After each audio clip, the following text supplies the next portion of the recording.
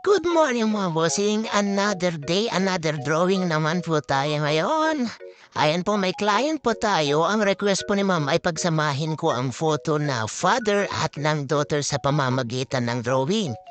Siyempre, kaya po natin yan para maging masaya yung client natin. Ang gusto po ni ma'am ay 12 by 18 lamang. Kaya kung gusto niyo rin po magpa-drawing, mag-PM lamang po kayo. By the way po, si ma'am ay recommended ng dati kong client.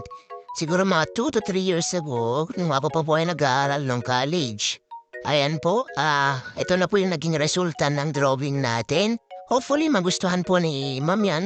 Pinalaki ko po yung size para naman masurprise yung client natin. Binabalutan ko na rin po dyan. At para may padala na po ng maayos at walang basag, dun po sa mismong client na natin. Nasa Cebu mismo. So, ayan po, magpa-drawing na rin po kayo.